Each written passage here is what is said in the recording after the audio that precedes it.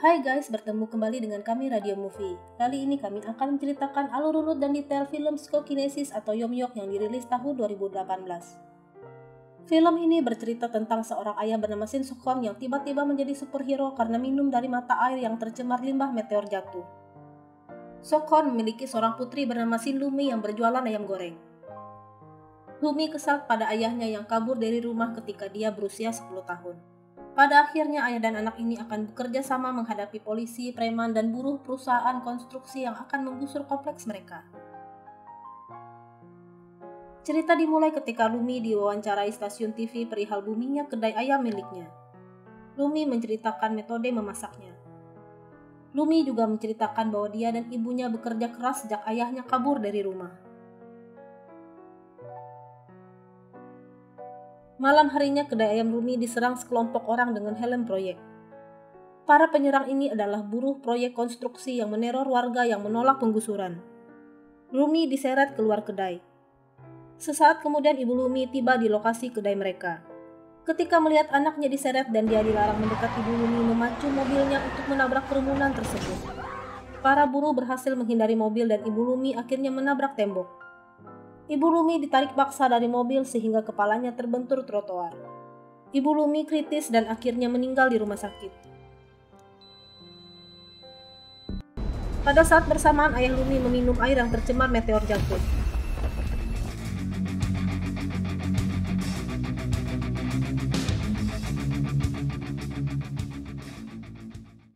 Scene berlanjut ayah Lumi yang seorang satpam mengajak cleaning service untuk minum kopi sasetan. Ternyata ayah Lumi suka mengutil kopi sasetan yang diperuntukkan bagi pelanggan perusahaan. Dia juga mengutil tisu toilet kantor. Ayah Lumi mengatakan perutnya sakit setelah minum dari mata air. Saat pulang, ayah Lumi melihat bibi cleaning service dimarahin pegawai perusahaan. Ternyata bibi cleaning service mencoba ikutan mengutil kopi sasetan juga, tapi dia ngutilnya sekaligus banyak, jadi ketahuan deh. Ayah Lumi minum soju di minimarket, ternyata perutnya malah bertambah sakit. Ayah Lumi yang menahan kesakitan tiba-tiba mampu mementalkan tenda dan bangku minimarket.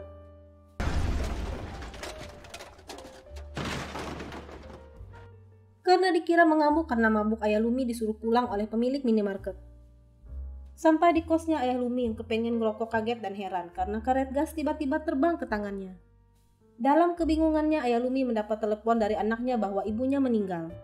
Lumi sebenarnya hanya ingin mengabarkan kepada ayahnya karena nomornya ada di kontak smartphone ibunya, tapi tidak berharap ayahnya datang melayat. Ayah Lumi mendatangi rumah duka, tapi dia hampir tidak mengenali Lumi.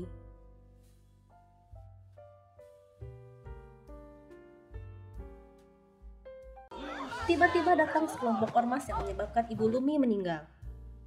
Tuan Min, bos ormas tersebut, mengatakan ingin melayat dan memberikan uang duka. Tapi Lumi melempar uang tersebut dan mengusir ormas tersebut. Kemudian datanglah Kim, pengacara muda ini meminta bos ormas tersebut untuk segera pergi. Kim adalah pengacara yang membela warga yang akan digusur. Melihat ayahnya hanya berdiam diri, Lumi mengusir ayahnya. Kim berkenalan dengan ayah Lumi. Dia menceritakan area tersebut akan digusur oleh perusahaan konstruksi Taisan. Seluruh pedagang di daerah tersebut akan digusur dan direlokasi ke tempat yang baru, tetapi sebagian besar pedagang menolak. Ayah Lumi mencurigai Kim punya tujuan lain. Dia takut akan membahayakan Lumi. Ayah Lumi meminta Kim tidak melibatkan Lumi. Ayah Lumi menyusuri gang sendirian. Dia teringat diusir Lumi. Karena kesal, ayah Lumi menghempaskan tangannya, ternyata tumpukan sampah langsung terpental. Ayah Lumi kaget. Di kosnya dia mencoba lagi menerbangkan korek gas. Dia masih berusaha mengendalikan kekuatannya.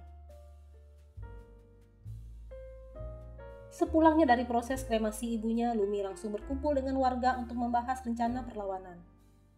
Ayah Lumi menyela. Dia meragukan kemampuan mereka untuk melawan ormas dan buruh konstruksi. Ayah Lumi menyarankan cara lain, tetapi warga tetap ngotot melakukan perlawanan dengan kekerasan. Lumi kembali mengusir ayahnya karena ikut campur. Ayah Lumi mendatangi nightclub tempat para pesulap tampil. Dia juga ingin ikut atraksi sulap di klub tersebut. Di depan bos nightclub, ayah Lumi menerbangkan asbak sehingga si bos tercengang. Akhirnya ayah Lumi diterima bekerja di nightclub tersebut. Kim dan Lumi menemui seorang jaksa di food court. Jaksa tersebut adalah seniornya Kim waktu kuliah.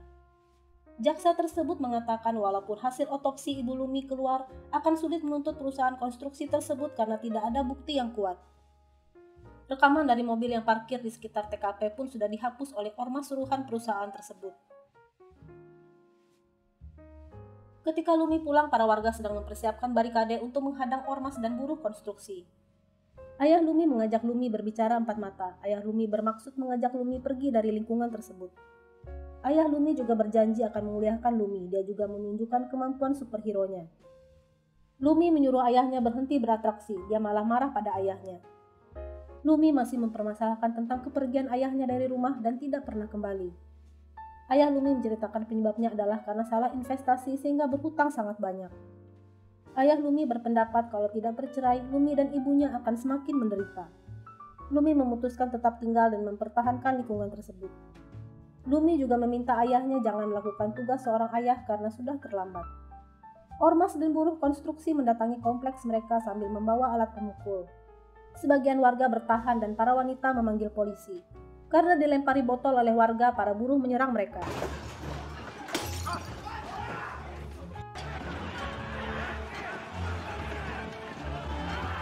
Ayah Lumi pun bergegas mendatangi lokasi pertikaian. Dia dihalangi para buruh dan tiba-tiba kekuatan super Ayah Lumi keluar. Para buruh terpental. Pada saat Ayah Lumi sedang beraksi melawan para buruh, seorang anggota ormas merekam kejadian tersebut dengan kamera smartphone-nya. Ketika para polisi datang, kericuhan pun berhenti.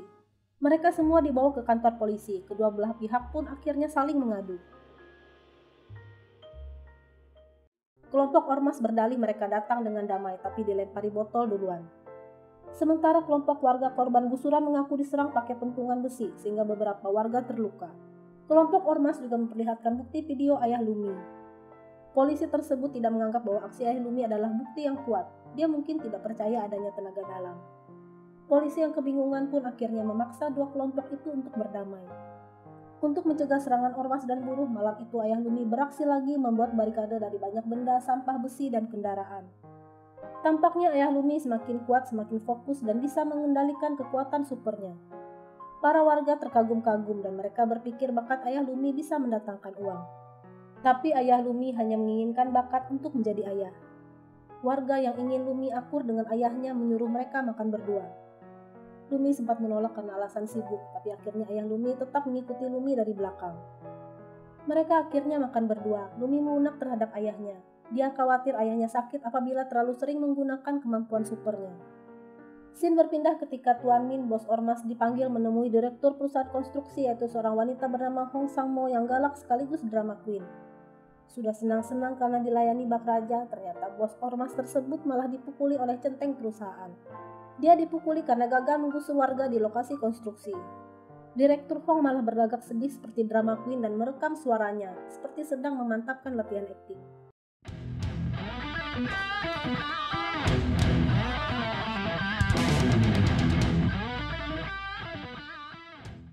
Direktur Hong bertanya masalah apa sehingga gagal terus. Bos ormas mengatakan ada seseorang berkekuatan aneh yang menolong para warga gusuran. Kemudian Direktur Hong memberi waktu 2 hari untuk menyelesaikan masalah Ayah Lumi tersebut. Bos ormas juga memberitahu masalah meninggalnya Ibu Lumi. Keesokan harinya media berita online membahas kekuatan super Ayah Lumi. Tampaknya narasumber ahli tersebut adalah orang bayaran perusahaan. Dia menuduh kekuatan Ayah Lumi didapatkan dari Korea Utara. Narasumber tersebut sengaja memancing keresahan publik. Ayah Lumi ditangkap dengan alasan sering nyolong barang-barang kantor tempat dia bekerja. Ayah Lumi langsung diborgol, tampaknya ada kerjasama polisi dengan perusahaan konstruksi. Lumi menelepon Kim untuk mengabarkan ayahnya ditahan polisi. Kim mencurigai itu kolusi atau trik perusahaan konstruksi. Kim juga mendapat telepon bahwa seorang buruh mengaku telah membunuh Ibu Lumi. Scene flashback lagi ketika Direktur Hong memberi pelajaran kepada Tuan Kim si bos ormas. Direktur Hong memberi solusi untuk membayar salah satu anak buah Tuan Kim agar membuat pengakuan sudah membunuh Ibu Lumi. Dengan demikian perusahaan bisa lepas tangan karena sudah ada pelaku yang bisa didakwa kasus pembunuhan. Direktur Hong juga menyuruh bos ormas untuk menyatakan bangkrut dan pindah kantor, sehingga perusahaan konstruksi bisa cuci tangan karena sudah putus kontrak dengan Tuan Kim. Direktur Hong juga menyuruh Tuan Kim membuat kantor baru dan kontrak kerja yang dibuat baru juga. Direktur Hong juga menganjurkan kerjasama dengan polisi agar ayah Lumi bisa ditangkap dan dipenjarakan. Selain itu, bekerja sama dengan polisi agar membantu penggusuran. Scene maju lagi ketika pasukan polisi anti huru-hara mendatangi lokasi penggusuran. Direktur Hong menemui ayah Lumi di tahanan. Dia menawarkan pekerjaan kepada ayah Lumi dan meninggalkan kartu nama. Tetapi ayah Lumi tampaknya belum tertarik. Lanjut ke area penggusuran, konflik semakin memanas. Warga melempari polisi dengan bom molotov. Ekskavator menghantam tumpukan barikade. Lumi terpental jatuh. Kaki seorang warga tertimpa besi. Lumi berusaha menolongnya. Mereka berhasil lolos, tapi terpental karena ledakan dari tumpukan bom molotov. Pasukan buruh berhasil masuk ke dalam gedung tempat markas warga.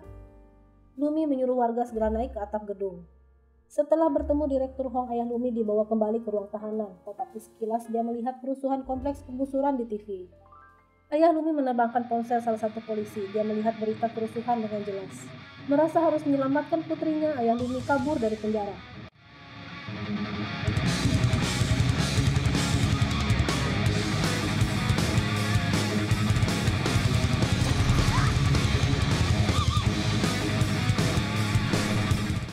Bertemu dengan Direktur Hong di parkiran, ayah Lumi menemukan Mercy milik Direktur Hong. Ayah Lumi melompat tinggi di antara gedung-gedung, mirip film superhero Hancock yang diperankan oleh Will Smith. Karena belum pernah mencoba ilmu lompatan jarak jauh, ayah Lumi terpental ke sana kemari dan menabrak gedung.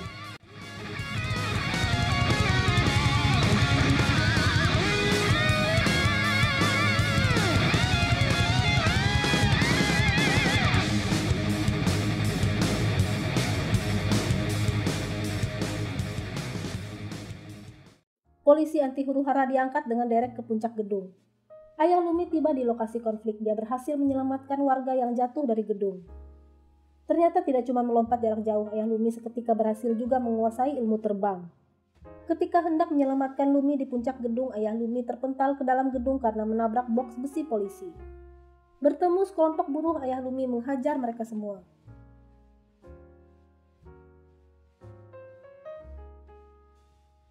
Pengacara Kim sudah menunggu di gedung sebelah dengan tangga. Dia meminta mereka semua menyeberang. Polisi berhasil naik ke atap. Mereka memukul sejumlah demonstran. Lumi juga berhasil ditangkap polisi. Ayah Lumi terpaksa bertarung dengan polisi di atap. Polisi meminta segera diturunkan dari atas, tapi boks besi yang membawa Lumi menghantam gedung sehingga salah satu cantolan kawat bajanya putus. Melihat polisi bergelantungan, Lumi berusaha menariknya masuk. Ayah Lumi menarik boks besi tersebut ke atas gedung. Boks berhasil mendarat di atas gedung, tetapi Lumi terjatuh.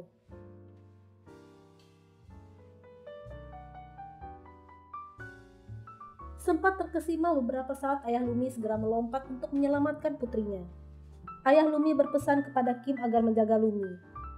Ayah Lumi mendatangi pasukan huru-hara. Dia menerbangkan kamera mereka. Dia mengaku kalah pada Tuan Min, si bos ormas. Bos ormas itu dipukul sampai mental. Mimin gak tahu itu tewas atau luka parah ya guys, tapi gak ada darah keluar dari mulut atau hidung begitu. Ayah Lumi akhirnya menyerahkan diri kepada polisi. Setelah 4 tahun di penjara, akhirnya ayah Lumi menghirup udara bebas. Kim akhirnya menjemput ayah Lumi. Dia terlambat datang. Kim mengatakan dia sudah menikah dengan Lumi. Sorry ya guys, menurut Mimin sih, ini juga salah satu kekonyolan film ini. Masa ayah Lumi nggak tahu anaknya sudah menikah? Artinya selama 4 tahun di dalam penjara, dia tidak pernah dikunjungi sama sekali. Kasian banget guys. Mereka berdua pun mampir ke kompleks gusuran yang sudah menjadi lahan kosong. Ternyata proyek pembangunan gagal karena terlalu banyak korupsi internal. Ternyata juga Lumi dan warga lainnya sudah menempati area relokasi yang baru. Lumi memulai bisnis ayam gorengnya di tempat yang baru. Mereka tiba di kedai ayam milik Lumi yang sedang ramai. Beberapa warga menyambut ayah Lumi. Melihat ayahnya sudah bebas, Lumi sempat terdiam beberapa saat. Lumi pun memanggil ayahnya agar membantu. Ayah Lumi pun sumringah. Cerita berakhir ketika ayah Lumi melakukan atraksi menerbangkan beberapa gelas bir ke meja pelanggan. Terima kasih sudah menonton.